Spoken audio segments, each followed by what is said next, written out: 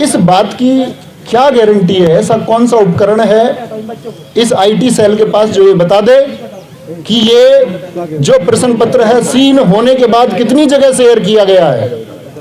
इस बात की कोई गारंटी नहीं है, ना ऐसा कोई माध्यम है कि कितनी जगह शेयर हुआ। क्या वह लाखों छात्रों तक शेयर नहीं किया गया? क्या 18 की सेकंड शिफ्ट का पेपर पाने वाले छात्र जो 145 क्वेश्चन कर जाते हैं, क्या उन छात्रों की संख्या 60,244 से ज्यादा नहीं हो सकती? हो सकती है। और अगर उनकी संख्या 60,244 से ज्यादा हो सकती है तो किसी शिफ्ट को सरकार यदि ये बोले कि ये पहली शिफ्ट, इसका कोई साक्ष्य नहीं मिला या इसका कोई साक्ष्य नहीं मिल पा रहा है, एक ठोस साक्ष्य नहीं है, तो क्या सरकार इस बात की अनदेखी करेगी कि एक शिफ्ट में 60,244 से ज्यादा छात्र सफल हो जाएंगे? क्या पहली शिफ्ट के जो छात्र परीक्षा दे करके आए उनके प्रदर्शन पर प्रभाव नहीं पड़ेगा? बिल्कुल पड़ेगा। क्योंकि क्या सरकार ऐसी कोई गारंटी दे सकती है कि पहली शिफ्ट के जो नॉर्मलाइजेशन होंगे उन बच्चों को इतने मार्क्स मिलेंगे कि सेकंड शिफ्ट में जो धांधली करके आए हैं उनके बराबर होंगे? नहीं दिया जा सकता।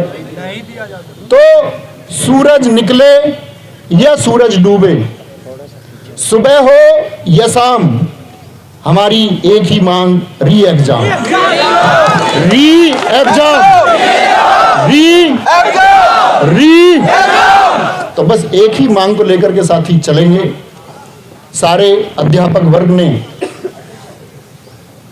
पहले बहुत सारे आंदोलन चले होंगे, बहुत सारे आंदोलनों में अध्यापक वर्ग एक साथ हुआ है।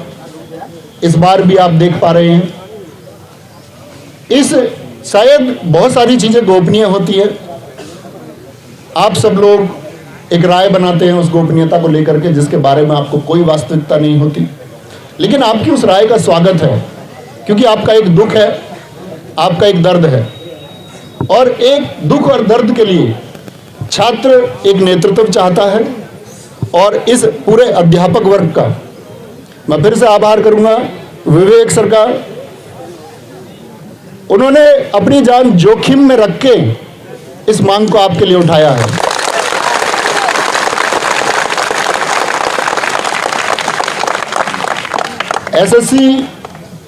एसएससी गुरुकुल के गुरुजी शुभंशु गुरुजी ने इसको ग्राउंड तल पर चलाया है। मारूफ सर सुपर क्लाइमैक्स एकेडमी इसके लिए जितने छात्रों को जोड़ने का प्रयास कर रहे हैं, उनकी मेहनत आज आप देखेंगे कि उनकी मेहनत से यहाँ कितने छात्र जुड़ते हैं। टारगेट विद आलोक, और अगर मैं बात करूं, ऐसे ना जाने कितने अध्यापक होंगे, क्योंकि ऑनलाइन कोचिंग में पढ़ा देते हैं, एक संख्या आ जाती है, बच्चों के अंदर एक विश्वास, लोग जानते होंगे। और गवर्नमेंट को, मीडिया को भी ये जानने का प्रयास करना चाहिए कि यूपी कांस्टेबल के अभ्यर्थी तो छोड़िए, ये पेपर मिठाई की तरह उन सबके पास भी पहुंचा है जिन्होंने यूपी पुलिस के लिए अप्लाई तक नहीं किया। मानते हैं इस बात को? ये पेपर हम पढ़ाने वाले अध्यापकों तक भी पहुंचा है, और गांव देहात के एक अनपढ़ व्यक्ति तक भी ये पेपर पहुंचा है जिसका पेपर से कोई वास्ता नहीं है। तो ये मांग साथी या किसी भी प्रकार का लॉलीपॉप या किसी भी प्रकार का बहाना मेरे द्वारा, अन्य किसी के द्वारा, या कोई एक झूठा आश्वासन आपको बीच में, आपके इस संघर्ष के रास्ते के बीच में यदि दिया जाता है तो आप क्या उस लॉलीपॉप को स्वीकार करेंगे? हमको इसके लिए मांग तब तक बरकरार रखनी है जब तक एक ऑफिशियल स्टेटमेंट आपका भर्ती बोर्ड की साइट पर या गवर्नमेंट के द्वारा या किसी जो पीठासीन व्यक्ति है उनके द्वारा कोई स्टेटमेंट आए और एक आश्वासन दिया जाए कि हाँ, ये मानना पड़ेगा कि भर्ती में धांधली हुई है, और धांधली नहीं, ये अत्याचार हुआ है। एक छात्र जिसके सपने हैं, हर अध्यापक वर्ग जिसके सपने हैं, किसी भी अध्यापक का भविष्य भी और मैं उन सारे साथियों से भी आह्वान करूंगा जो यहाँ मौजूद नहीं है, साथी अध्यापक, हम सबका भविष्य इन बच्चों के भविष्य से सीधा प्रत्यक्ष रूप से जुड़ा होता है। बच्चे जितना ज़्यादा कामयाब होंगे, अध्यापक उतना ज़्यादा कामयाब होगा। बच्चे कामयाब नहीं होंगे, अध्यापक कामयाब नहीं होंगे।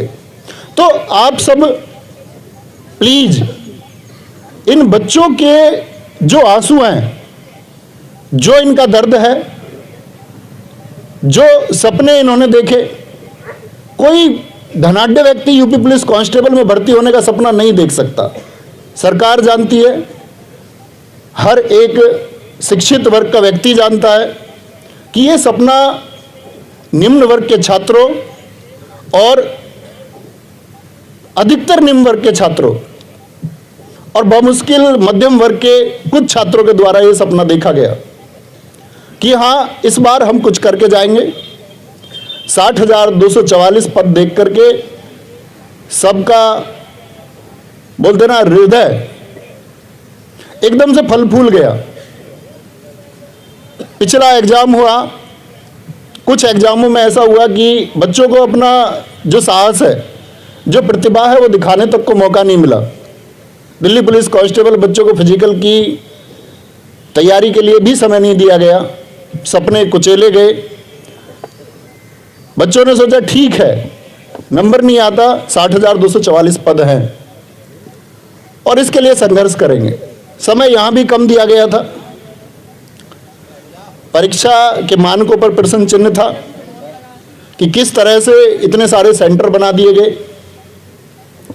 क्यों गांव-गांव सेंटर बना दिया गया। लेकिन परीक्षा हुई और सेंटर में आप सब लोगों ने देखा होगा कि शिकायतें ना के बराबर हैं। लेकिन अगर इतनी चाक चौबंद व्यवस्था के बाद भी पेपर उस एक पिछली पंक्ति में बैठे हुए उस व्यक्ति तक भी पहुंच जाता है जिसका परीक्षा से कोई सरोकार नहीं है, तो धिक्कार है ऐसी व्यवस्था पर। और साथ ही धिक्कार है ऐसी व्यवस्था पर जिस पर या जिसमें व्हाइट जैकेट पहने हुए आप सबने भी देखा होगा एक पत्रकार को, उसने कहा है कि जी, एक प्रश्न किया कि जिस ग्रुप में ये पेपर शेयर हुआ कितने लोगों ने उसको सीन किया। क्या ये मूर्खता से भरा सवाल नहीं है? क्या ये बीच में लगभग 2 से 3 फीट का एक रास्ता छोड़ दीजिए। प्यारे भाई, आप सब लोगों से हाथ जोड़कर रिक्वेस्ट है, बीच वाली पंक्ति छोड़ देंगे और सब लोग एक दूसरे के सिर से सिर मिला के बैठेंगे। देखो भाई, ऐसा नहीं है कि आप लोगों को आज ही बैठना है, ऐसा नहीं हो सकता कि आपको तो आपकी कोई प्रेजेंस जाएगी, उसका कोई अर्थ नहीं है। क्योंकि सब लोगों की एक ही डिमांड है कि परीक्षा फिर से होनी चाहिए। और परीक्षा फिर से क्यों होनी चाहिए? परीक्षा फिर से